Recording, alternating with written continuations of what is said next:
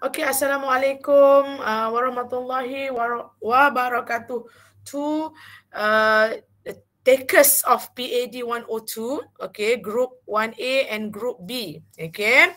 So, as for today, we are going to learn about the public personnel administration and budgeting process, okay, which is this is in topic 5 or chapter 5, okay.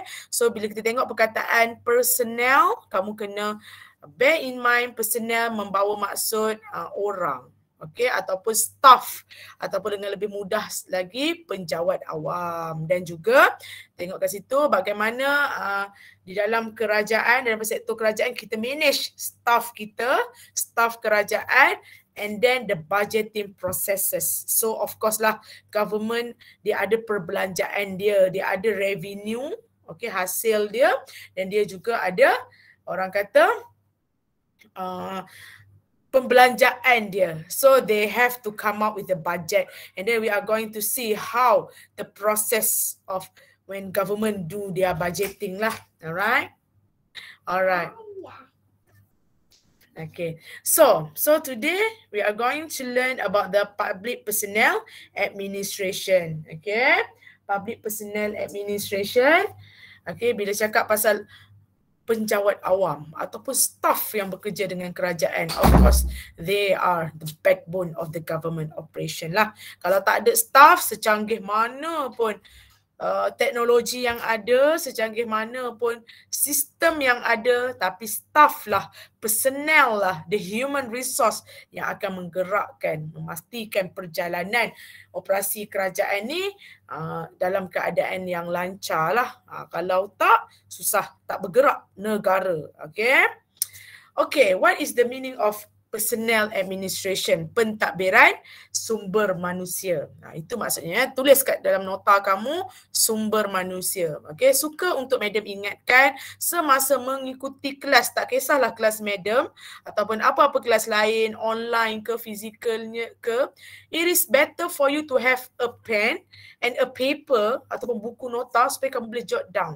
Jot down ni dia akan membuatkan kamu lebih fokus, kamu boleh serap terus, kamu akan interpret, okay, apa yang madam cakap, and then kamu akan decode, okay, encode and decode, kamu akan decode and kamu akan translate. Ini akan berlaku proses dalam minda kamu, dalam otak kita, so kita akan lebih ingat.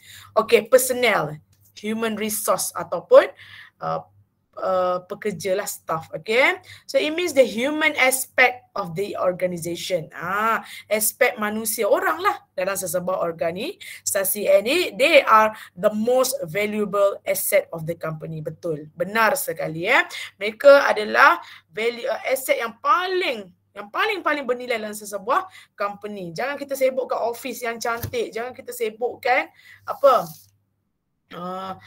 customer sahaja, but the human lah yang paling penting, iaitu pekerja tu sendiri. Okay, what is the meaning of administration? The act, okay, satu tindakan, art and science, okay, satu seni ataupun satu science of planning. Pentadbiran ni adalah satu proses planning. Planning ni maksudnya apa? Merancang, okay, organizing, menyusun, okay, menyelaras, directing, mengarahkan dan juga mengawal. So jika ada PODC ini, okay, ini maksud pentadbiran sedang dilakukan. Okay, the management and utilization of people, machines, system and technologies to achieve certain objective. Pengurusan dan penggunaan orang, digabungkan elemen-elemen ni. Dan kita panggil ini sebagai pentadbiran. Bila gabungkan, ada staff, ada mesin, ada sistem dan ada teknologi untuk mencapai satu-satu objektif. Okay, so itu kita panggil sebagai pentadbiran ataupun administration. Okay, so and then what is the meaning of bila kita gabungkan personnel administration? Okay, personnel administration is the process of utilizing the people aspect of an organization to assist the organization to achieve the goals. Okay, maksudnya proses apabila kita pakai, okay, sumber manusia, aspek sumber manusia di dalam satu-satu organisasi untuk membantu organisasi itu untuk mencapai matlamatnya. So it means that the organization need to utilize, need to have the people within the organization so that they can achieve the matlamat, the goal. So faham tak? Kalau tak ada orang nak kerja dengan kita, pening ya, sekecil-kecil kedai makan, kedai runcit, kalau tak ada orang, mereka akan macam iklankan pekerja, mencari pekerja. Because kalau ada barang pun, produk bagus, promosi besar-besaran, kalau orang datang terpaksa beratur ataupun tak ada orang, ianya akan tak capailah matlamat. Pentingnya people aspect tu dalam satu-satu organisasi, apatah lagi kerajaan. Okay, so the concept is practices and policies needed to carry out people or personnel aspect of the management job. Okay, so amalan-amalan dan polisi-polisi yang perlu dijalankan, okay, oleh staff dalam tu, okay, untuk menguruskan kerja-kerja dalam tu. Okay, so ini apa pentingnya, okay, staff. It refers to the management of organization resources, which is the people or employees. Okay, so ini merujuk kepada pengurusan sumber organisasi. Okay, organisasi dia akan ada harta lain lah, madam bagi bahasa harta. Premis dia, pejabat dia. But then, dia akan ada satu ruang di mana ataupun satu hal yang mereka akan uruskan, iaitu menguruskan staff-staff mereka. Okay, it serves to enhance the contribution of the employees to create effective organisation. So public administration ni dia akan ada, ataupun personnel administration ni, satu department ni dia akan ada, dia akan jaga pekerja-pekerja dalam tu supaya pekerja-pekerja dalam tu akan menyumbang kepada organisasi tu tadi. Okay, within Malaysia public service context, okay, mana-mana pun swasta, kerajaan, okay, tapi kita belajar staff dalam kerajaan, maknanya penjawat awam lah. Okay, dalam konteks perkhidmatan awam, okay, ianya ditadbir oleh Public Service Department atau lebih dikenali sebagai JPA. Okey, Jabatan Perkhidmatan Awam, yang kita selalu kecoh nak minta kerja tu. Nak minta nurse, nak minta kerja apa-apalah. Pegawai takbir lah, pembantu takbir lah. Semuanya di bawah Public Service Department ataupun JPA, Jabatan Perkhidmatan Awam. Okey, kelas, so far so good ke? So far so good ke kelas? Ya. Understand or not? Understand. Okay, alright, that's good. Okay, so kenapa? Why? The importance of personnel administration. Why within organisation ataupun di dalam sektor kerajaan kena ada satu department yang menguruskan sumber manusia. Okay, so kita tengok kepada apakah pentingnya HRM, Human Resource Management secara amnya. Kenapa penting kita nak jaga pekerja kita? Why? Biarlah kerja bagi gaji, sudahlah. So kita tengok yang pertama, to ensure proper planning of personnel or human resource requirement and affairs of the organisation. Kepentingan yang pertama, kenapa kita kena menguruskan staff kita? Ada satu department untuk uruskan staff kita adalah untuk memastikan kita merancang sebaik-baiknya staff dalam tu. Apa yang mereka nak, hal-hal mereka, kita kena rancang. It means that kalau kita nak buka lagi cawangan dekat tempat lain, of course lah, daripada 10 kita memerlukan 20. So rancangan tu penting. Kalau tak cukup staff, ini akan menyusahkan. Kamu tengok berapa banyak tarnishnya image kerajaan apabila banyak kaunter yang ditutup. Why kaunter ditutup? Because lack of staff. Okay, so bila macam lambat, staff ini akan memberi image yang buruk kepada kerajaan. So it is better to planning properly. Okay, on the personnel, how many we want to ambil staff tahun ni, apa kat mana yang banyak, okay, kita kena ambil cikgu lagi lebih ramai sebab tak lama lagi sekolah akan buka, atau kita akan banyak macam tu, doktor lebih ramai. So kena ada planning yang proper lah. That's why we have to have the personnel administration. Okay, the second one is to attract potential candidates to work in the organisation. Okay, so kita nak ambil calon yang bakal bekerja dengan kita. Kita tu maksud madam, inilah kerajaan lah, dia nak ambil orang yang bekerja. Okay, so how to make sure that orang di luar sana tahu ada kerja kosong kat tempat ni. Okay, kat salah satu ni, of course kena ada iklan. So siapa yang nak uruskan iklan? Perdana Menteri ke? No, that's why we have to have the Department of Human Resource. supaya kita boleh attract calon-calon yang berpotensi untuk bekerja dengan kita. So this department, this personnel administration department ataupun personnel ataupun human resource management ni dia akan uruskan. Okay. Yang ketiga, kenapa kena ada human resource management ataupun personnel administration? To conduct all personnel aspek, bukan personnel, okay, untuk menjalankan semua aspek-aspek untuk menjaga staff ni. Contohnya induksi ni macam orientasi lah, masa mula-mula datang satu hari, takkanlah nak tak tahu nak kerja mana, duduk kat mana. So that's why mesti ada person yang in charge. Okay, so what is your scope of job, kerja apa yang awak akan buat nanti. And then kalau nampak perlu ada training, so kamu tengok macam pensyarah-pensyarah, tiba-tiba biasanya madam mengajar dekat dalam kelas, tak payah internet pun tak apa, buat slide tekan-tekan macam tu.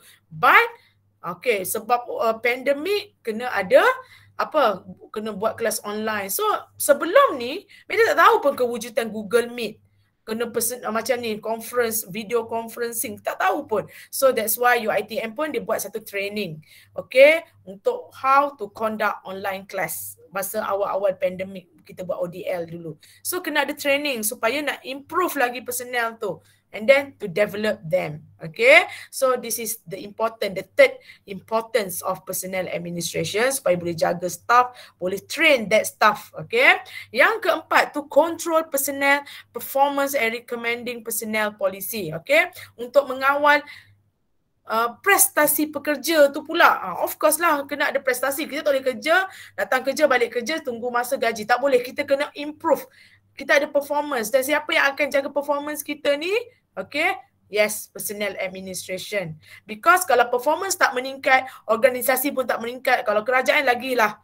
Okay, the whole country will be affected. Okay, so it is important to have personnel admin in order to control the performance of the civil servant.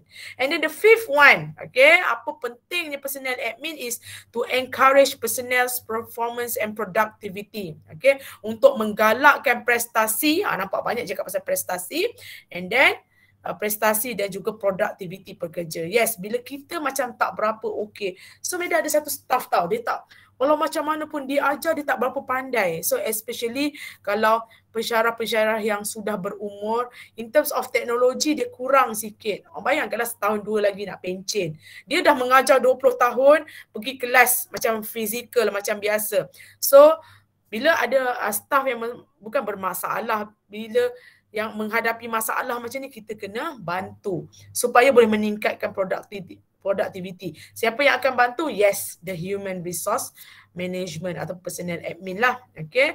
Yang keenam, to retain performing employees in the organisation. Untuk memastikan pekerja yang bagus ni kekal bekerja dengan organisasi. Okey, pekerja yang bagus ni adalah satu aset. Okey, contoh doktor yang bagus, doktor pakar, profesor. Okey, so ianya sangat penting untuk memastikan dia terus bersama dengan kita, because they are good. Bila dia bagus, kita kena pastikan dia adalah terbaik. So bagaimana kita nak menghargai pekerja yang bagus ni? Yes, dengan beri kenaikan pangkat, kenaikan gaji, dan ini yang human resource buat, personnel admin buat. Bila nampak seseorang tu bagus dan mereka merupakan aset yang sangat berharga dalam satu company, make sure, do something, do lah whatever pun untuk memastikan pekerja tu happy dan still nak bekerja dengan kita. Because good employees, pakar-pakar ni, dia boleh orang lama dia untuk kerja kat lain. Tak silap madam, BMW dengan Merc, dia ada engineer yang bagus. Tak silap madam mana entah. So BMW dia Ricky, okay, engineer dekat Merc tu, syarikat Merc kereta tu, and then apa dia buat? Dia tawarkan gaji triple. You work with us. So it's very important ya untuk menjaga employee yang macam ni, yang bagus ni, sebab dia, kalau dia bagus, dia berhak untuk keluar ke mana-mana kalau dapat better offer, tawaran yang lebih baik. Kalau kamu nak tak? Okay, kamu kerja kat ni 5,000. Tapi kalau kamu kerja kat company B, dia akan bagi kamu 15,000. Kamu nak tak? Mestilah kamu macam berfikir, betul tak? So, it is very important for the human resource untuk memastikan pekerja-pekerja yang bagus ni kekal bekerja. But sometimes ada juga orang yang it's not about money. dia bekerja. Macam Madam sendiri, why Madam happy becoming pensyarah? Because I love all of you. Madam suka mengajar, Madam suka berkawan, Madam suka environment tu. Okay. So sometimes gaji tu yelah, okay. Tapi sometimes ada lagi orang kata keadaan di sekeliling yang menyebabkan kita nak kerja kat situ. Okay. Yang ketujuh, okay. Personal admin juga sangat penting untuk ada because this is the area where they will ensure fair reward, benefit, welfare system and career development to improve employees' motivation. Yes, motivasi pekerja tu sangat penting.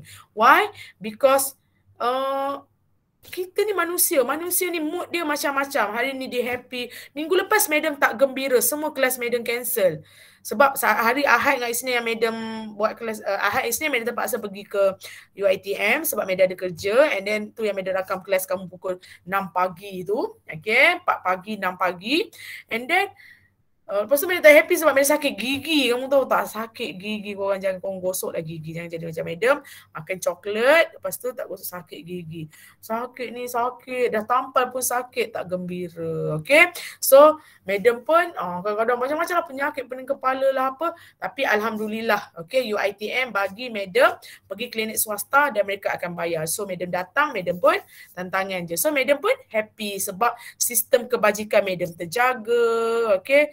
And then Madam ada dapat anugerah pekerja cemerlang. So ini menyebabkan Madam happy, bermotivasi untuk bangun awal, buat kelas pukul 8 pagi. Maknanya kita company tu kena, ataupun UiTM memberi motivasi dengan memberi reward macam-macam. Dan baru-baru ni pun banyak reward yang diberi oleh UiTM hujung-hujung tahun kan. Macam kita lah kat sekolah dulu, majlis penyampaian hadiah, staff pun ada. So this is the way to memastikan employee kekal bermotivasi untuk bekerja. So siapa yang buat?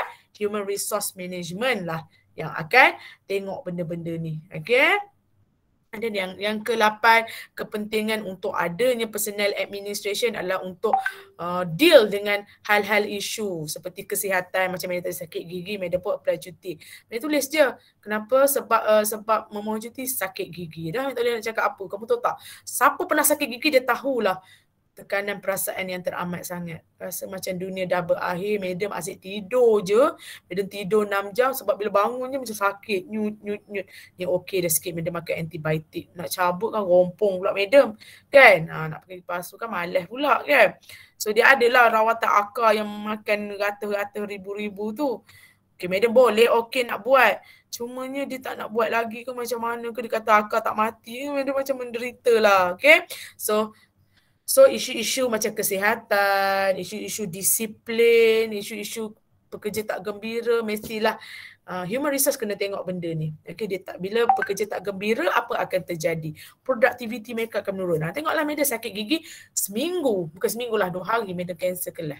Sebab dah Madam tak sakit gigi kan. Okay, so dia tengok bila Madam apply cuti dia approve. Okay, so maksudnya Madam pun isu-isu personal yang mesti diambil tahu oleh majikan kita ataupun satu department yang khas yang Madam cakap tadi, personal administration, personal department, human resource department. Okay, kalau kamu nak ambil kerja ke apa, inilah dia yang akan interview kamu. So itu human resource, tapi kalau dekat konteks negara kita, JPA untuk pejabat awam, Jabatan Perkhidmatan Awam. Siapa pernah isi SPA?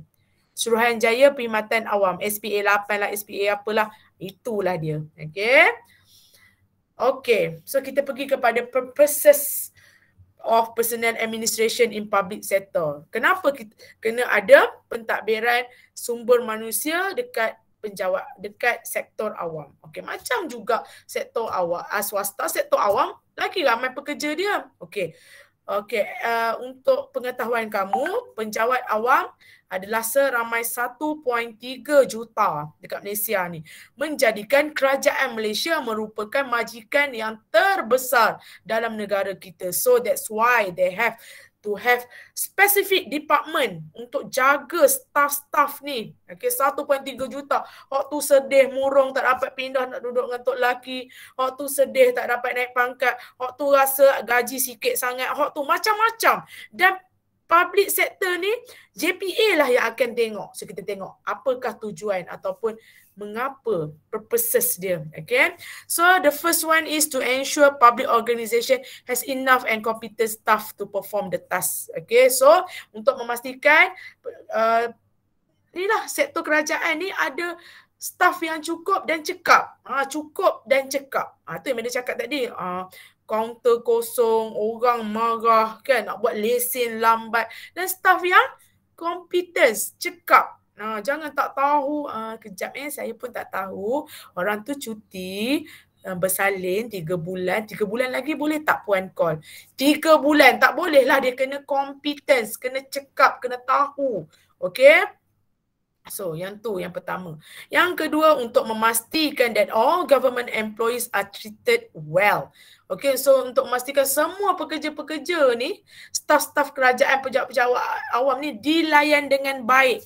Yes, kita tak nak orang kata dilayan dengan rasa yang tidak adil. Lepas kita rasa, dia anak kroni. Mentang-mentang lah ayah dia pernah kerja sini dulu. Bukan main lagi dia dapat parking berbumbung. Kita parking kat luar pagar je. So kita nak memastikan semua pekerja dilayan dengan baik. Dan itulah dia purpose-nya ada personnel admin, untuk memastikan semua pekerja gembira kerana dilayan dengan baik. Okay. Yang ketiga, to improve the productive contribution of the public servants. Okay. Untuk memastikan bila dia happy tadi, dia akan produktif. Okay. Dia akan meningkatkan productivity diri dia dan seterusnya syarikat. Okay. So yang keempat, to maintain healthy working culture. Untuk mengekalkan budaya kerja yang sihat. Yes. So kita sometimes bila kita kerja, kita jangan bergaduh dengan orang. Kita jangan cari masalah. Budaya kerja yang sihat, menegur untuk membina, bukan menegur untuk bagi orang tu down and stress. Kita nak sama-sama improve. So ini culture sihat, culture persaingan yang bagus. Okay. Itu dia. Okay. Dan yang kelima, to achieve harmonious relationship between the employees and employers. Okay. Untuk mencapai hubungan yang harmoni antara majikan dengan pekerja. Kamu pernah tengok tak mogok? Mogok, orang letak spanduk kat luar. Bank ni jahat. Majikan kami ni kejam, gaji tak pernah naik. Itu maknanya tak harmoni lah hubungan tu. So dengan adanya personnel admin, so mereka akan sentiasa tanya, okay, macam mana, gembira ke, apa feedback. So mesti ada yang tulis, kita nak gaji tinggi lagi kerana taraf hidup dah semakin meningkat. Brokoli pun naik harga kan, sayur pun naik harga.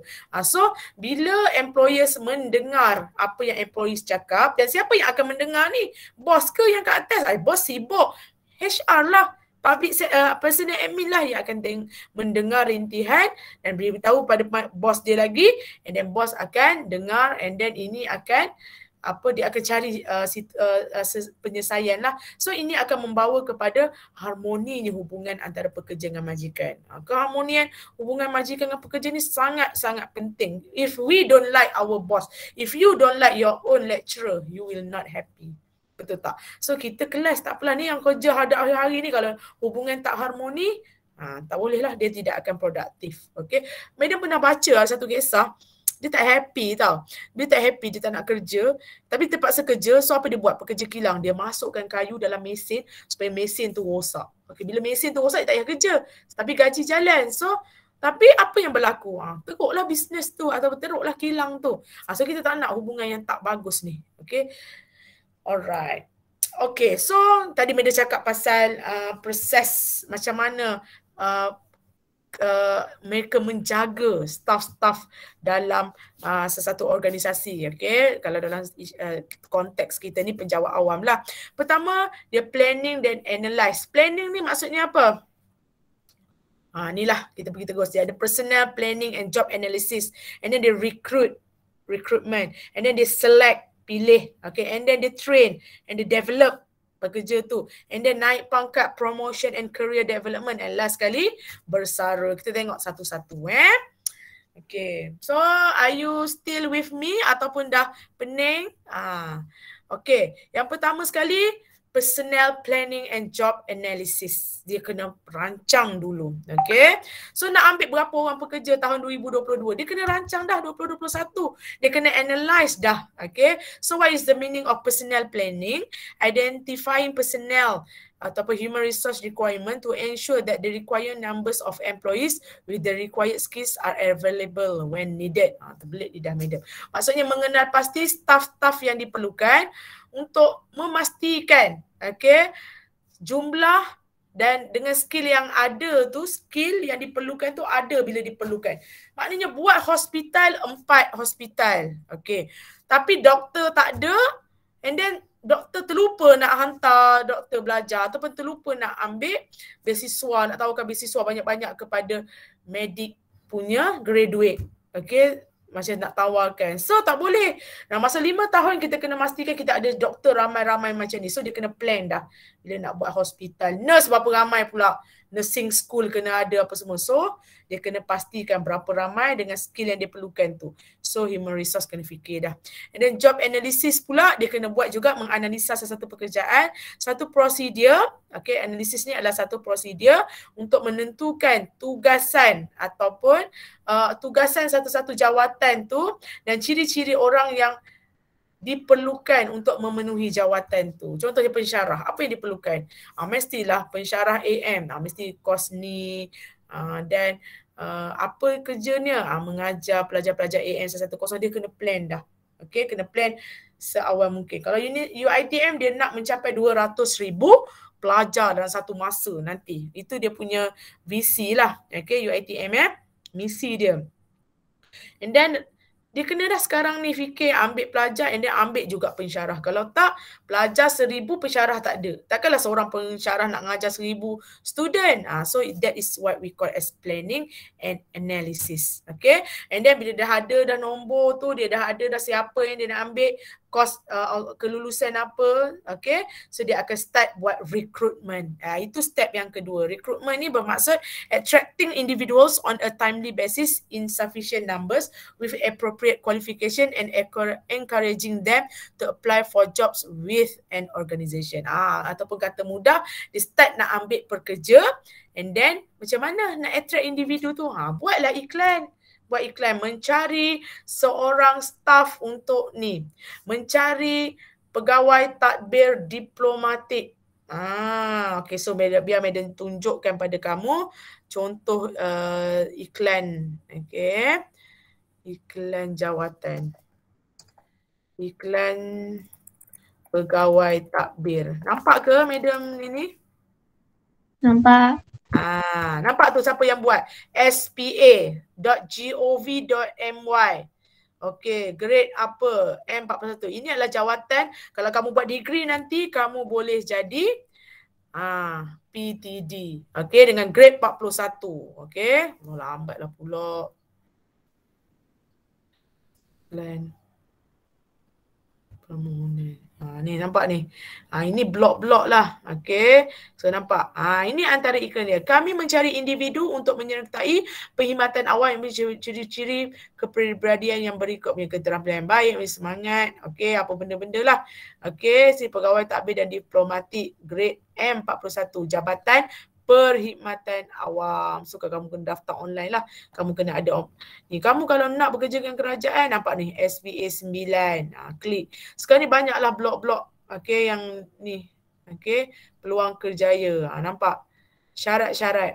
Syarat lantikan. Ini orang panggil recruitment process atau proses yang untuk menarik potential candidate untuk minta kerja. Nampak ni. Lulus ujian kecergasan. Mana pergilah dulu. Profession Assessment Center PAC. Kamu tak tahu, kamu kalau Mary cerita menangis. Nak dapat jawatan PTD ni. Kekosongan 400. Ramai tu. Simpanan 50. So kamu nampak je kosong 400. Yang minta 20,000 guys. 20,000. Syarat kelayakan dia. Nampak? Telah nak PhD siap. Syarat lantikan. Inilah dipanggil recruitment. Mohonlah secara online di SPA. So this is what we call recruitment. Dia attract Alright? So faham ya? So kalau sekarang ni pun janganlah minta lagi kan, biarlah ada kelulusan dulu. Okay, dia pun attract. Okay, so it is important to identify the right methods and sources of the candidate. So macam mana nak cari candidate? Sekarang ni biasanya memang menggunakan iklan secara online. Okay, dulu kat surat khabar, sekarang mana ada surat khabar dah kan? Ada, tapi semuanya kebanyakannya online lah. Website, okay, media sosial, orang share. Okay, and then dia pun buatlah interview, dapat interview, so kena pilih dari 400 orang kan yang datang interview, 20,000 orang ataupun 30 ataupun 50,000 orang. So nak pilih 400 yang terbaik yang untuk mengisi jawatan, itu yang kita panggil selection. The process of choosing from a group of applicants the individual with relevant qualification. Orang yang tepat. Ya, andalah orangnya yang ada knowledge, skills and ability, yang kepakaran yang kita perlukan, yang paling sesuai, best suited for a position, for that position lah. Okay, so selection procedure ni akan dijalankan di interview, and then dia pun pilih, dia pun contact. Hello, Assalamualaikum. Super. Okay, tahniah, puan pun terpilih. Jadi kita akan hantar email. Okay, nanti puan feedback. Lepas ni ada call juga dulu. Okay. And then pun dah jadi dah dia punya orang kata pekerja staf kerajaan. So apa akan jadi? Mestilah orang tu bawa kerja. Takkanlah dia hebat walaupun dia lulus interview, mestilah hari pertama kita di tempat kerja. Media masih ingat lagi hari pertama media tempat kerja, and then media banyaklah benda tak ertinya. Okay, akan hantar training, kursus asas pengajaran, kursus itu, kursus ini. Itu yang kursus. That's why. Okay, so ini adalah orang kata usaha yang dibuat oleh organisasi untuk memastikan pekerja yang mereka ambil tu ada knowledge, skills and then abilities yang diperlukan untuk buat kerja dan juga untuk menghadapi cabaran-cabaran dalam pekerjaan mereka. So macam Amanda cakap tadi lah, buat ajar macam mana nak Google Meet, ajar cara-cara nak ni, ajar cara-cara ajar. Okay, pekerja pun perlu diajar juga. Okay. So, and then nampak dia pun dah lama kerja. Macam Amanda dah lead 10 tahun. And then dia akan tengok pula, okay, pekerja ni dah bagus, dia develop. We have to promote her. Okay, him. Tak kisahlah. So, dia promote lah daripada position sekarang, jawatan sekarang ke jawatan yang lebih tinggi dengan reward yang lebih tinggi. Okay. So, sometimes ada yang macam contoh polis lah, cikgu ke apa, pindah ke lain, pindah ke Putrajaya untuk jadi pakar. Of course lah, dengan pangkat yang lebih tinggi, dengan gaji yang lebih lumayan, lebih up lah. Tu yang orang suka naik gaji. And then last kali dia dah kerja 20 tahun, 25 tahun ke 30 tahun lah. Paling lama pun, okay, 30 lebih lah, tak ada orang kerja 40 tahun, okay, sebab 20 lebih. And then retirement dekat Malaysia ni dalam 60 tahun. So, ini adalah satu proses persaraan, satu proses membenarkan pekerja untuk meninggalkan kerja mereka sebab mereka pun dah habis masa, okay, dah habis kontrak lah 60 tahun, orang panggil 60 tahun je, okay. So and then nampak ni, by providing financial assistance, berhenti tapi masih lagi dapat gaji. Itulah yang kita panggil sebagai pencen. Duit pencen dah masuk ke belum? Kan? Maknanya itulah sumbangan kepada dia, iaitu bila dia berehat, dia masih lagi masuk gaji. Okay, atau masuk allowance lah. Masuk duit pencen tu. Dia tak penuh Kalau katakan dia biasanya separuh. Ataupun kalau kat swasta, banyak. Pernah dengar tak EPF, KWSP? That one. Okay. Alright. Okay, so berapa dah kita ni? So far so good ke? So far so good ke semua? Sekejap. Tengok. Okay, kita akan stop sampai personnel je lah. Okay ke? Banyak ni. Okay. So dalam proses ni, step 1. Okay, yang ni macam biasalah. Personnel planning. Macam mana mereka plan? Okay, pertama sekali, secara ringkas HR akan cakap, okey kita perlukan 10 orang. Okey, 10 orang. Dia kena ramal berapa orang? 10 orang pekerja. Okey, macam tadi 400 orang kita perlukan.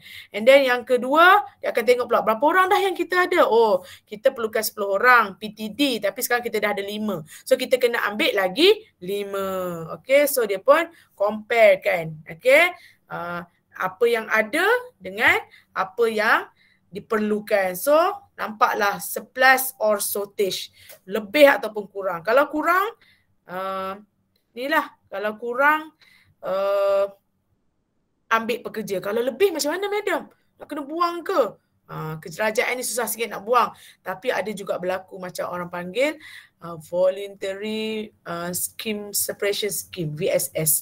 Ni dia macam suruh berhenti tapi dia bagi pampasan.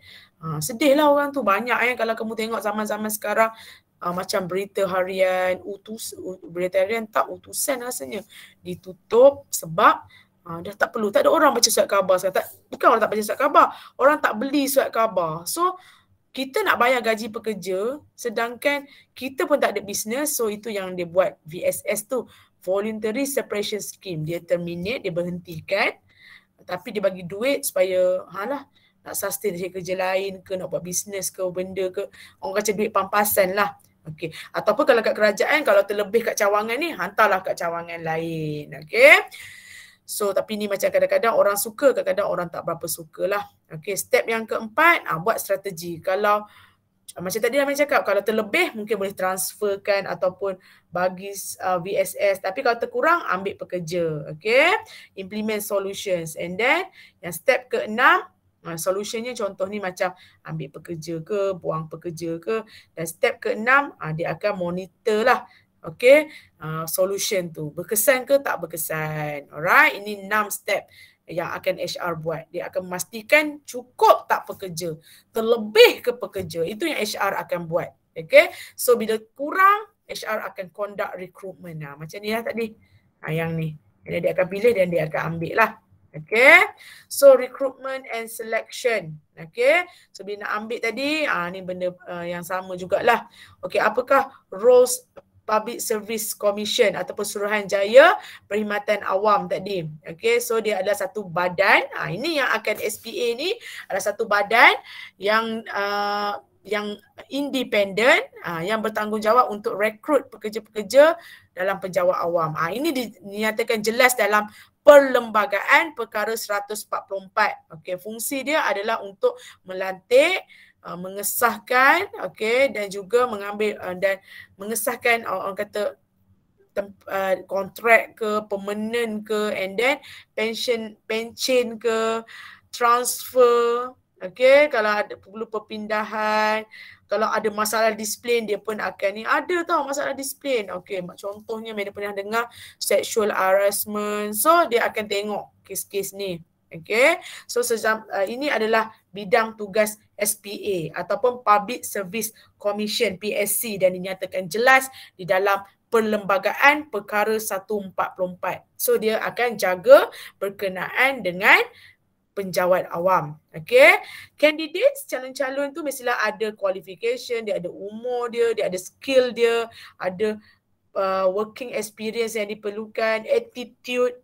So madam pernah cerita kan, madam pergi interview PTD tapi madam je nak bercakap. Pada pendapat saya, orang tak ambil pun madam. Sebab apa?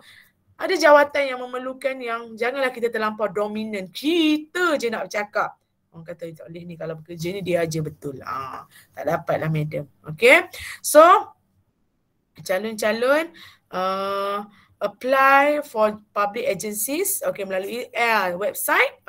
Calon-calon boleh apply jawatan dalam kerajaan melalui yang macam itu jadi www.spa.gov.my ataupun melalui advertisement surat khabar. Macam mana cakap tadi lah. Training and development. Siapa yang melatih ni penjawat awam ni? Kenapa mereka latih? Pertama sekali untuk mendapatkan penjawat awam yang lebih berkemahiran dan supaya penjawat awam tu lebih bersedia untuk perubahan. Perubahan ni dulu madam buat kelas dalam kelas. Madam boleh jalan satu kelas. Sekarang madam berubah, semua pensyarah berubah kerana ODL. So beri training kerana perubahan. And then untuk bagi motivasi. Buatlah camp, program. Semangat. Pergi kerja tu semangatlah sikit. So siapakah dalam badan manakah yang di dalam penjawat awam ni yang jaga tentang latihan-latihan penjawat awam? Ya, tak lain tak bukan adalah INTAD, the National Institute of Public Administration, yang dibuat untuk melatih penjawat awam. Okay, so dia akan melatih, dia buatlah program-program untuk melatih pentadbir-pentadbir, okay, dan latih staff-staff dari segi financial, ekonomi, buat latihan komputer dan juga pasal hubungan antarabangsa dan public policy. Okay, dia kena tahulah kita ni budak DPA bertuah tau. Sebab kamu tahu tak, PTD tu dia boleh ambil daripada kos mana-mana, and then dia akan ajar DPA 3 tahun. Kamu kena ada diploma. Mereka PTD, pegawai tadbir diplomatik, kena ada diploma pentadbiran awam. Sebab itulah kita kalau jawab soalan-soalan kerajaan, itu adalah benda yang kita belajar selama dalam DPA. Sebab itulah ramai budak DPA yang dapat kerja kerajaan. Right? Okay. So training and development. Okay, so kita ada berbanyak sangat jenis training. Okay, so yang pertama sekali pre-entry training. Training sebelum jadi pekerja. Kat mana, madam? Ni yang kamu masuk universiti ni, kamu belajar pergi kelas, inilah orang panggil training sebelum masuk pekerja, ataupun sebelum orang kata kita siapkan diri kita sebelum masuk ni. Kenapa laju sangat ni WhatsApp ni? Susah hati Pak Madam. Sekejap Alah. Okay. So kamu pergi sekolah, dapatkan education, and then macam-macam lagi. Alright. And then orientation training. So ini adalah training yang dibuat semasa mula-mula datang masuk kerja, awal-awal. Orientasi. Okay, so dia akan kenalkan kat mana tempat, facility, apa polisi syarikat. Okay. Dan yang ketiga, in-service training. Okay. Bila kerja tu kita akan kena train. Kadang-kadang media kena pergi 2 hari, 3 hari untuk pergi ni walaupun media lama kerja. Adalah tu training yang media kena pergi. Kadang-kadang kursus nak buat PhD lah. Maknanya masa training tu, masa kerja sambil-sambil tu training. And then post-entry training. Okay. Ini adalah training yang diberikan oleh staff selepas mereka start ni, okay, nak increasekan dia punya promotion lah, okay. And then pre-retirement training, ini adalah training sebelum bersara. Ini ada madam pernah dengar jiran depan madam. Askar ni tentera ni dia bersara awal. So askar nak jadi apa lepas ni? Ramai yang ditengok askar ni kadang-kadang kerja sebagai orang kata jagalah pegawai keselamatan lah kan, sebab mereka tidak ada skill. So bila tengok depan rumah madam ni dia TUDM, kan, dia tawarkan kursus-kursus macam anak apa, kursus menjahit ke, kursus bengkel, kursus apa ke, sebab mereka bersara di umur yang awal. Askar dia tak 60 bersara tau, dalam umur 40 dia akan bersara, dah boleh bersara. Dan apa dia nak buat lepas bersara? Yes, mereka boleh gunakan skill training yang diberi sebelum bersara, so that mereka dapat boleh bekerja lagi lepas bersara, because mereka bersara terlalu awal. Sebab servis dia macam askar, mana ada askar umur 70 tahun kan. Okay, so lepas ni maybe dia boleh buat kedai menjahit ke, apa-apa yang lain, kedai bengkel ke apa. So bagus kan. So untuk memastikan yang mereka kekal boleh bekerja walaupun selepas bersara, so dia orang bagi skill, bagi training supaya mereka boleh dapat second career selepas retirement. Okay, itu jenis-jenis training. And then kita pergi pula kepada naik pangkat dan career development. Okay, so ini adalah untuk memberi reward lah kepada performing employees. Apa tu? Masa kenapa angkat tangan? Question. Kalau kita pension in the public sector, right? Okay. Kita tak boleh ambil apa-apa kerja dalam public sector lagi ke? Apa? Okay, biasanya tak. Kalau ada pun kontrak saja. Sebab dia dah orang kata dah berhenti kan, dah bersara, so umur 60, tapi tengok pada sektor. Contohnya macam UiTM kan. Umur kamu 60, kamu dah bersara. Tapi kamu rasa kamu boleh contribute lagi, boleh kerja lagi. Yes, boleh. Tapi hanyalah sekadar kontrak. So kamu akan dapat 2 gaji lah, 2 pendapatan. Satu yang kamu bersara tu dan satu lagi adalah gaji apabila kamu bekerja kontrak. Tapi taraf kamu hanyalah sebagai pekerja kontrak. So ramai pensyarah yang sudah bersara, dia masuk balik UiTM tapi dia macam hanya sebagai pekerja kontrak. Dan layanan dia tak samalah macam pekerja tetap. Okey, faham tak Naufal? Faham. Tapi kalau macam jawatan-jawatan macam pengarah apa semua, tak ada dah lah, tak boleh dah lah. Okey. Madam, ya. nak tanya. Boleh? Kalau kerajaan bagi kita kerja, lepas tu kita tak nak kerja tu, adakah kita boleh kerja kat kerajaan dalam kerajaan lagi? Mana dengar orang kata blacklist, betul tak? Oh. Tak, bukan. Maksudnya kamu takut macam kalau kita dapat, lepas tu kita macam tak naklah pergi, macam tu kan? Takutlah blacklist, lepas ni tak ditawarkan dah. Medan rasa there's no such thing. Tak ada lah, sebab kawan Medan dapat je, tapi it's better for us to find out. Apa terjadi jika kita menolak tawaran kerja SPA. Biasa SPA lah orang takut kan. Okey, dia adalah, kamu boleh tengok dekat Suruhanjaya Perkhidmatan Awam ni. Ni dia punya ni lah. Lambat sikit lah. Hubungi kami, soalan lazim urusan pengambilan. Soalan lazim. Tengok kat sini. Okey. Betul, ramai orang takut. Ada kawan madam ni, dia baru kahwin, lepas tu dia baru mengandung. Lepas tu bila dia mengandung ni, semua orang nak kerja kerajaan lah. Sebab kerja kerajaan ni orang kata tetap kan. Memang madam rasa memang macam tu. Mentaliti kerja kerajaan tu bagus. Tapi kerja swasta pun okey juga sebenarnya. Okey. Bisnes lagi bagus. Okey. So bila kerja kerajaan tu dia dapat kerja kerajaan. And then happy lah. Bila happy tapi dah kahwin and then dekat dapat ya Allah kelang. Dia orang faham. So it means that dia kena berpisah dengan suami dia, dengan anak dalam kandungan. So macam mana ni? And dia tak tahu lagi bila dapat. Duk kelang pula. Kelang tu bandar sangat kan. Nak duduk seorang-seorang. So dia pun macam tak ambil pun jawatan tu walaupun tetap. So dia lepas fikir. Patutlah pula. Tengok apa orang lain. Saya berminat menjadi apa ke? Tempoh sah. Tengok sekejap. Saya merupakan pemegang. Adakah saya dapat perkhidmatan? Satu lagi soalan yang famous, kalau dapat beasiswa JPA, confirm ke dapat kerja kerajaan? Rasanya tak. Tapi ni ada soalan kalau kamu nak baca nanti. Ni dia. Siapa tadi yang bertanya? Saya. Afiq. Adakah saya akan disenarai hitamkan sekiranya saya menolak tawaran pelantikan? Kamu dah pergi interview.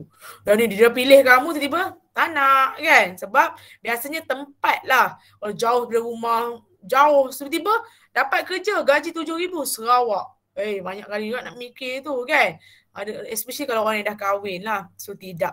So di sini dia tanya, dia dah jawab, tidak disenarai hitamkan. So maknanya lepas ni apply lain and then boleh lagi dapat yang lain. Okay, clear tak? Sebab ini SPAC cakap tidak disenarai hitamkan.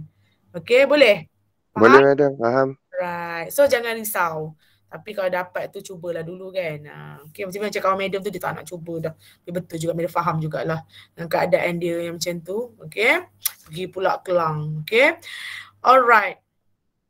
So kenapa kita nak ada naik pangkat? So kita nak memberi anugerah atau menghargailah pekerja yang bagus, and then kita nak retain good employees. Kita nak memastikan pekerja yang baik tu masih lagi dengan kita. So macam mana kita boleh naik pangkat? Pertama sekali sebab merit, kita bagus, perform. Walaupun kita muda lagi, kita cepat naik pangkat sebab kita perform. Ataupun yang kedua, seniority. Macam madam boleh naik pangkat lepas 10 tahun. Macam tu sebab dah lama dah kerja, so naiklah pangkat. So cara yang paling mudah seniority lah, relax je. Akhirnya naiklah juga pangkat. Tapi lambat lah. Tapi yang ni orang muda bernaik pangkat walaupun dia merit ni dia masih muda, walaupun dia baru kerja sebab dia bagus, dia perform. So kamu boleh pilih lah yang mana yang kamu nak. Okay, tapi dia banyak polisi juga dekat mana-mana organisasi. Kalau kerajaan biasanya dia base kepada seniority. Kalau pensyarah dia base pada merit. Kalau banyak buat research, siapa bagus, siapa buat ini, buat cepat naik pangkat. Okay. Alright, tak tunggu 10 tahun pun. Macam mana relax, seniority. Okay. Retirement. Okay, bersara. Okay, bersaralah sampai masanya. Okay, kenapa adanya persaraan ni? Pertama untuk create vacancy. Yalah kalau orang yang dah lama kerja tak berhenti-berhenti, orang muda nak yang kamu macam dah baru keluar dari universiti ni, masa bilanya kamu nak dapat kerja, betul tak? So untuk memastikan ada vacancy lah ataupun jawatan kosong. Yang kedua, untuk memberi ruang atau peluang kepada rakan-rakan sekerja yang lain. Kalau dia bersara, orang lain boleh ambil tempat dia. Okay. Yang ketiga, approve procedure. Ini adalah prosedur yang biasalah. Sampai satu masa, okay, kalau pejabat awam 60 tahun, dia tidak lagi boleh bekerja lah. Yang boleh berehat lah dengan duit persaraan. Okay, gratuity dapat 200,000. Bolehlah pergi Dubai ke Turki buat haji, berehat, jaga cucu kat rumah, tanam pokok. Okay. Alright pula dah. Alright. Kita pergi kepada roles of Public Service Commission. Tengok 1, 2, 3, 4, 5. 5 slide lagi. Sabar semua. Penat tak semua? Penat tak? Yes. Penat jugalah madam, panjang betul kan? Tak apa, madam akan stop sampai public admin. Minggu depan kita sambung budgeting. Jangan risau, okay? Kita baru minggu ke-8. Lagi 6 minggu kamu akan habis and then final, okay? Alright, kita pergi kepada PSC, Public Service Commission of Malaysia. Okay, telah ditubuhkan pada 31 Ogos 1957, sama dengan hari kita merdeka. Alright. Okay, so dulu-dulu dihandle oleh British, and then bila kita kita dapat kemerdekaan, kita pula handle. So, macam yang cakap tadi, ianya adalah di bawah perlembagaan. So, ini bukan Suruhanjaya main-main ya. Suruhanjaya Perkhidmatan Awam, dia berada di bawah dalam perlembagaan. So, dia kekal di situ. Okay. So, dalam perkara 144, diberikan kuasa kepada Public Service Commission. Okay. Tertakluk kepada provision, peruntukan of any law dan provision dalam perlembagaan. Ini adalah duty, tugas kepada Suruhanjaya itu untuk memastikan, okay, untuk orang kata apply, okay, to appoint, okay, untuk melantik, mengesahkan, to emplace on the permanent or pensionable establishment, untuk memastikanlah ada pekerja, untuk promote, untuk mentransferkan, memindahkan ataupun mengamalkan, okay, disciplinary control. So maknanya kalau pejabat awam ada masalah, PSC boleh exercise ataupun amalkan kawalan disiplin terhadap ahli-ahlinya sejauh mana dia punya bidang kuasa. So jelaslah kat sini perkara 144 memberi kuasa kepada PSC, okay, ataupun jabatan ataupun Suruhanjaya Perkhidmatan Awam untuk jaga staf-staf dalam kerajaan. Secara ringkasnya lah. Okay, so dia tengok sama je appointment, confirmation, conferment, and then dia ada 6 fungsi of Public Service Commission. Okay, so Suruhanjaya ni dia menguruskan tentang pengambilan ataupun pelantikan penjawat-penjawat awam ke dalam perkhidmatan awam, termasuklah permanent, jawatan tetap, jawatan sementara, jawatan kontrak, sementara berpindah sementara, dan juga apa-apa loan lah, pinjaman. Bukan pinjaman loan tu ya. Kadang-kadang ada staff yang dipinjam. Macam Miss Syahidah kan, dia dipinjamkan dulu ke Raub sebab Raub tak cukup. And then sampai masa dah cukup, pindah balik ke Kelantan. Macam itulah. Okay. So, Suruhanjaya SPA juga ada kuasa untuk terminate the service of the personnel. So dia ada kuasa untuk menghentikan jika dirasakan mengikut prosedur lah. Kadang-kadang ada masalah ataupun dah sampai waktu bersara. Okay, in addition, in addition, Okay, the commission has empower, okay, dan dia juga telah memberi kuasa kepada kementerian kementerian dan juga federal department, okay, jabatan-jabatan persekutuan seperti okay, ada juga untuk ambil jawatan-jawatan di peringkat negeri. Maknanya itulah yang bekerja dengan Kerajaan Kelantan, Kerajaan Terengganu, okay, dan juga untuk ambil support group lah, contohnya macam CNDJKKK tu, okay, yang bahagian bawah-bawah tu, takkan semua dia kan. So dia biasa dia ambil jawatan yang atas yang ni untuk federal. So kalau untuk kat Kelantan semua dia akan dimanagekan lah, okay, oleh yang ni, state government, administrative government, and then support group. And then dia confirmkan servis. So masa kamu kerja 3 tahun tu, servis tak confirm lagi, kamu boleh dibuang oleh siapa-siapa je. Boleh dibuang pada bila masa kalau kamu ada masalah. Ada je kawan madam yang tak, dalam masa 3 tahun tu dia tak disambung pun. So macam pening lah juga kan. So that's why masa nak confirm 3 tahun tu, dia kena buat yang terbaik. Okay, so barulah confirm. Macam madam nak confirm pun hari tu, kena ngajar semula, tunjuk balik apa yang madam dah buat, baru boleh confirm. Kalau confirm ni selesa sikit lah. Maksudnya kata, tetap sikit lah, susah sikit orang nak buang. And then confirmment into pension status. And then dulu selama dalam masa 3 tahun tu kita tak ada pension tau, kita ada KWSP je. And then lepas dah 3 tahun, dia pun directkan kita, okay, boleh dah dapat pencen kerajaan. Pencen sedap lah. Maknanya kerajaan akan bagi duit kat kita lepas ni, walaupun kita dah tak kerja dah. Dan tak tolak pun gaji kita. Macam tu. Alright? So, transfer of service. Okay, so pemindahan. Ini biasa cikgu-cikgu lah. Okay, so dia ada permohonan untuk memindahkan, ataupun baru-baru ni madam pergi kat balai polis apa semua, dia cakap saya kena pindah lah kat Bukit Aman, macam tu. Sebab memang biasa berlaku pemindahan jika ada kekosongan. And then dia juga jaga bab-bab promotion, naik pangkat. Okay, so dia akan bawa kepada members dekat Public Service Board, ada lembaga dia, lembaga naik pangkat, and then integrated service scheme. Ini yang kita belajar ni, integrated service scheme ni.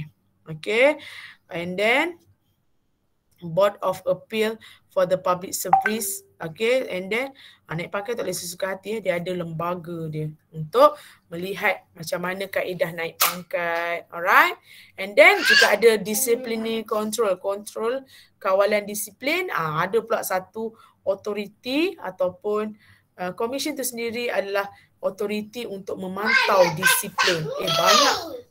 Banyak tau masalah disiplin di penjawat awam. Sexual harassment is one of it. Okay, lain-lain adalah seperti mencuri harta kerajaan, hilang tiba-tiba, tak datang kerja, hilang missing berbulan-bulan. So ini akan dibawa kepada lembaga disiplin penjawat awam, perkhidmatan awam. Okay, so ada juga rayuan, so kalau kena buang ke apa, so ada pensyarah yang kena buang juga kerana meniru hasil kerja. Okay, kamu jangan main-main ya.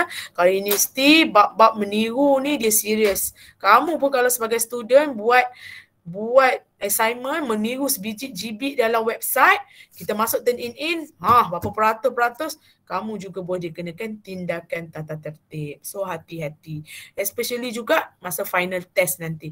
Kamu masa final test nanti, kamu macam happy kan dekat rumah, ada internet apa semua kan, and then kamu pun boleh copy paste letak je nanti jawab exam. Tapi pensyarah akan minta kamu masuk dalam satu sistem iaitu turn it in. Okay, so bila tengok kalau ada mana-mana kamu didapati, kamu juga boleh kenakan tindakan tata tertib. So kurangkan kontroversi, berdirilah atas kaki sendiri. Okay, so itu madam cakap sikit kan. Okay, biasanya tak, tapi cubalah untuk buat secara genuine ataupun original idea kamu. Rujuk boleh, lepas tu type sendiri guna ayat kamu, insyaAllah ya. Okay, so macam mana PhD dulu-dulu. Okay, tak payahlah yang ni, tak ada apa pun. Okay, last Slide last. Okay. Peranan Public Service Department, ada objektif dan fungsi dia. Yang pertama sekali untuk formulate, membuat dan melaksanakan polisi-polisi yang berkait rapat dengan pelantikan pejabat-pejabat awam, naik pangkat dan juga tindakan-tindakan disiplin. Dia kena buat polisi pasal human resource lah, untuk human resource atau staff kerajaan. Yang kedua, to provide prospect public position in the civil service to successful candidates together with the state treasury. Maybe dia boleh buat jawatan lain. Okay, so mungkin jawatan lain ditimbulkan lah supaya orang kata contohnya macam jusa lah apalah. Ini adalah untuk naik pangkat lebih tinggi lagi. Okay, so dia kena fikir ada jawatan lain yang perlu diletakkan. Dan sometimes kerani bukanlah macam kerani ditukar kepada pembantu tadbir ke macam tu. Yang ketiga, to formulate and provide remuneration scheme, allowances and pension for public servants at all people, all level. Inilah bajet kerajaan yang paling banyak pergi, iaitu dia kena buat tentang skim-skim gaji, allowance dan juga pencen untuk semua public sector. Okey, naik gaji. Ini orang suka dengar lah. Dan inilah juga bajet kerajaan yang paling banyak pergi. Bayangkanlah 1.3 juta plus dengan yang dah pencen, semua kerajaan cover. So dia kena buat lah. Okey, skim-skim macam ni. Okey, takkanlah sama gaji 20 tahun yang lalu dengan 20 tahun akan datang. Okey, dulu 1,000 banyak dah. Sekarang 5,000 pun masih lagi, 3-4,000 pun masih lagi miskin di kategori miskin. 1,500, 3,000 macam tu. Sebab taraf hidup dah semakin meningkat. Okey. To store and update employment record of public servant or human resource information system. Kita ada human HRIS. Macam Madam bagi setiap hari. Madam pergi kerja macam mana orang tahu Madam tak pergi pun UiTM? Yes, UiTM akan memantau. Kita clock in dengan clock out, time in ni dekat dalam handphone ada apps dia panggil HR2U. Dia akan pantau, Puan Farizah masuk pukul berapa. Puan Farizah duduk kat mana masa tu, siap ada location Kalau Madam kata Madam tapi Madam duduk KL, dia nak dalam 100 km radius daripada UiTM. Kalau 200, 300, 400 dia kata Madam pergi bercuti tapi Madam cakap Madam pergi kerja. Tak boleh. Okay. So dia ada semua record. Okay, pasal public servant semua ada. Dulu Madam ni kerja apa, dulu apa benda, Madam pernah mengajar subjek apa, semua ada record. Okay, dalam dia adalah Human Resource Information System. Okay, to settle. Okay, peranan yang kelima untuk settlekan, menyelesaikan masalah-masalah ataupun ketidakgembiraan lah, keterkilanan lah, ataupun ada apa-apa konflik. Okay. Penjawat awam ni yang berkait rapat dengan salary, allowance, biasanya benda-benda macam tu lah, pencen. Okey, kalau kamu tengok, pernah dengar tak perkataan QPAX? Pernah dengar tak? QPAX. Senyap-senyap sayang. Hebat pistol dia. Pernah dengar tak kelas perkataan QPAX? QPAX. Tak pernah ya? Okey, kalau kamu cari QPAX salah satu badan, dia akan fight untuk kerajaan, untuk pejabat awam pasal gaji. Okey, ini QPAX. Nanti mama mati Okey, QPAX. QPAX ni adalah bukan QPAX ke QPAX ni adalah Kongres Kesatuan Sekerja wajar tahan gaji pangkat jika tak vaksin. Ini adalah satu trade union atau satu persatuan, dia akan fight untuk siapa? Untuk penjawat-penjawat awam. Okay, QPAX. So apa-apa ketakgembiraan ke apa, badan ni dia akan ni. Tapi JPA kena tengoklah, if the staff not happy, adik cuba tembak orbit kat luar. Mesti dia takut. Wah, tinggi betul. Hebat. And then yang last kali, fungsi dia yang macam bila cakap tadi, iaitu intern lah, untuk memberi peluang latihan dan juga bantuan. Okay, contohnya bagi, ada je student Madam dulu part 1. Assalamualaikum. Assalamualaikum puan. Ya, waalaikumsalam. Tapi suara macam bapa orang. Macam siapa lah kan.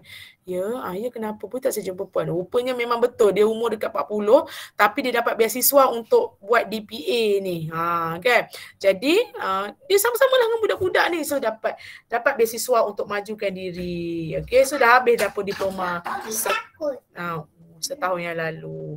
So, dengan bantuan Intan, SPA akan memberi peluang macam ni kepada penjawat awam untuk dapat training dan juga bantuan beasiswa dan grant untuk mereka masuk belajar macam tadilah UiTM, ambil DPA. Alright. Okey lah. Habislah hari ni. Panjang walaupun 18 slide. Tak apalah, nanti madam akan ni. Okey, soalan. Okey, habislah chapter yang ni separuh. Jadi kita akan sambung yang lain pada akan datang minggu depan, tak apa. Okey, apa soalan hari tu? Siapa yang tanya? Boleh tak tanya semula? Boleh tak tanya semula? Boleh tak tanya semula? Ada itu soalan. Ada orang mesej madam. Pasal PAD 102 lah. Dia nak scroll balik kan?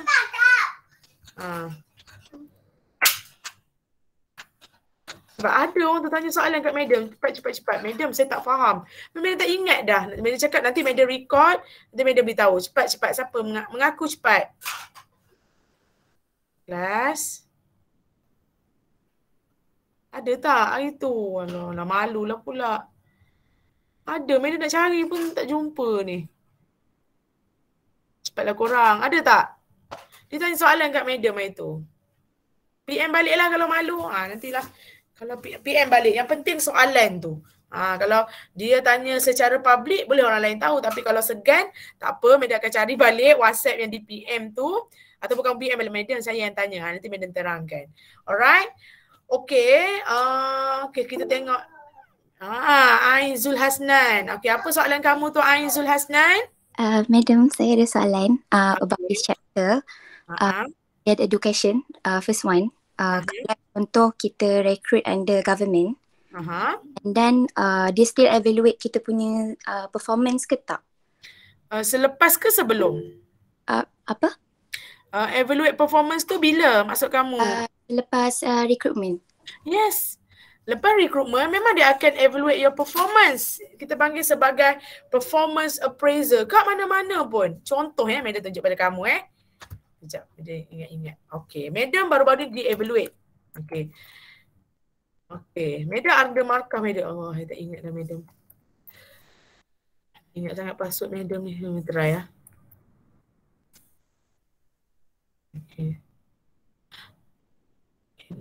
Oh, alhamdulillah ada. Okay, memang akan di-evaluate. Setiap tahun penjawat awam akan di-evaluate. Dia orang panggil LPNT. Apa entah. Dia akan evaluate. So, tengok ni. Nampak ni penilaian. Yang belum ni. Sejarah penilaian. So, selama madam kerja daripada 2012, madam telah di-evaluate. Nampak ni. Dulu madam kerja tahun 2012, madam dapat 75. And then, 83, 88, 89, 89. And then, pada tahun ni, madam turun 88. And then, turun lagi. Tengok ni. Adalah tu yang madam tak buat. Okay, 2021, madam pun turun 87.19. Okay, so ini adalah penilaian madam. Okay, penilaian madam dan inilah dia orang kata memang akan di-evaluate. Alright. Okay, so menjawab pertanyaan kamu, adakah akan di-evaluate lepas recruitment? Yes, evaluation dibuat setiap tahun. Okay, setiap tahun kepada semua penjawat awam. Alright. Okay, lagi? Madam, ada second question. Alright, boleh. Kalau dia punya... Ya Allah, kurang. Madam tak ni Madam tak tunjuk Ya Allah, sorry. Okay, ni. Okay, ini penilaian madam, sejarah penilaian. Okay, tengok daripada madam start kerja 2012. So, 10 tahun dah madam kerja. And then apa yang terjadi adalah, yes, ini markah madam. Okay. Nampak? Okay, itu soalan. Okay. Alright, lagi? Apa lagi soalan kamu? Soalan saya tadi, kalau contoh pekerja government tu, in a retrenchment, voluntary separation scheme, Yang Meda cakap tadi. Okay.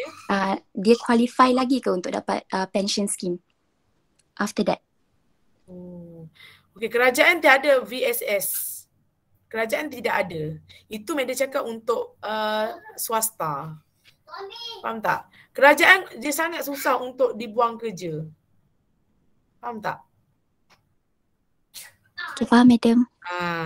VSS tu terpakai untuk swasta sahaja.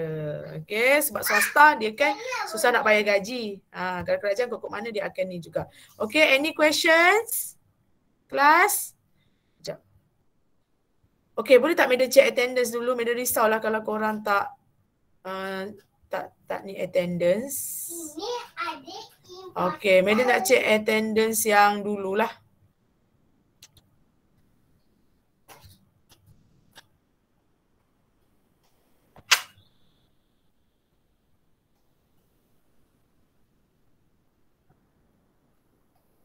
Okay.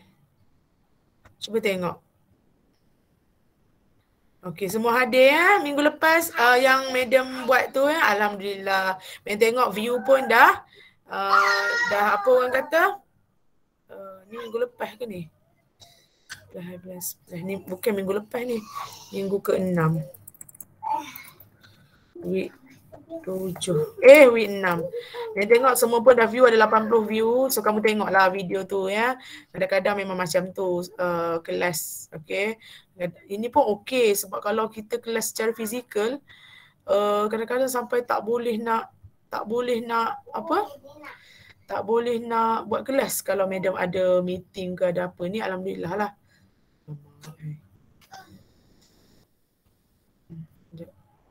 Okay, back. Okay, Madam tengok pula untuk kelas. Dia sampai. Okay, itu dah verify. Kelas B pula, tengok attendance yang mana. Alright, bagus. Okay, apa-apa klik attendance dulu. Okay. Okay, Madam akan verify. Semua dah datang. Submit. Tapi janganlah attendance masuk dalam selimut. Tidur pula dah. Okay, ni week ke-6 semua beres. Okay. Tahniah Madam ucapkan. Kita tengok pula week ke-7. Minggu lepas yang kelas ni tu. Kita tengok ada ke yang lupa? Kalau lupa boleh beritahu terus. Haziq Syahmi. Haziq Syahmi ada ke? Haziq? Haziq Syahmi? Haziq Syahmi, kenapa tak tik attendance minggu lepas? Haziq Syahmi ada ke? Tak ada, Ma. Haziq Syahmi kelas A ada ke? Tak ada, Ma. Haziq Syahmi. Boleh ke classmate Boleh. nanti find out why Haziq Syahmi tak datang ataupun tak take attendance minggu lepas. Okay, nampak? Number of absent, dia dah seorang. Tu yang tak sedap tu. Okay. Sebab Madam ni. Okay, back. So, Madam akan tengok yang ni pula. Kelas B, tengok ada tak yang tak tip. Alhamdulillah, semua tip. Maksud Madam anggap semua hadir. Okay, kalau ada kawan-kawan yang macam tak datang kelas ke apa ke, tolong tolong ni Madam. Tolong inform pada Madam takut ada yang bermasalah internet ke kan. Ataupun kamu sendiri kalau ada masalah internet sila beritahu Madam. Okay. Sebab kita kalau boleh nak pelajar kita dapat buat kelas dengan selesa lah. Okay. Tengok sekejap. Okay, ni pun. Alhamdulillah semua hadir. Betul ke semua hadir ni? Kami dah panggil nama seorang-seorang sekarang? Ada tak ada? Kita ada 27 orang kan? Beda nak kira. 27 tambah 27. Sekejap ni submit.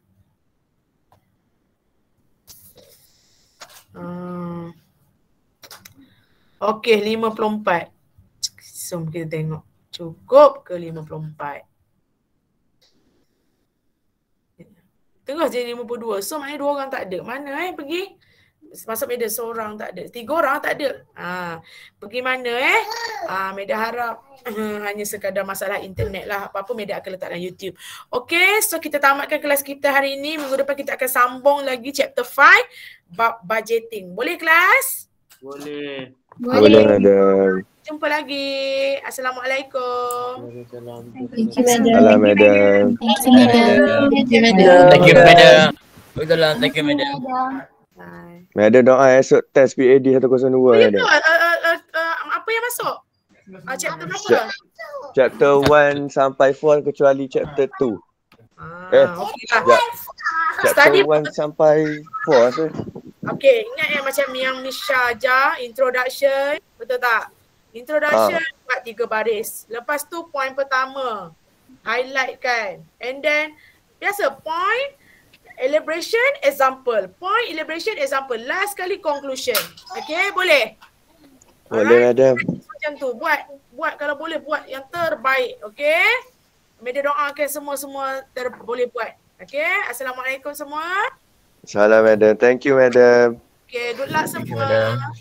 Yo, bye. Bye. Thank you, madam. Alright. Thank you, madam. Madam nak tanya.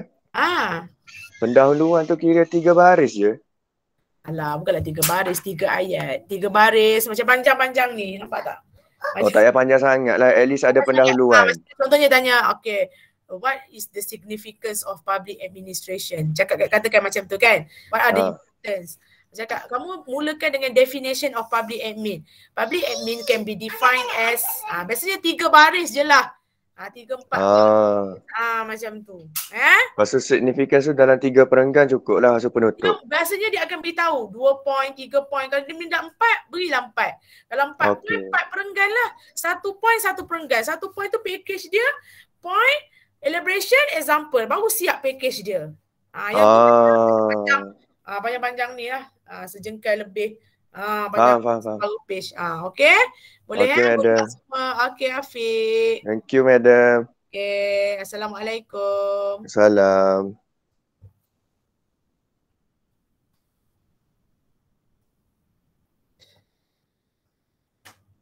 Siapa tak keluar nanti madam screenshot.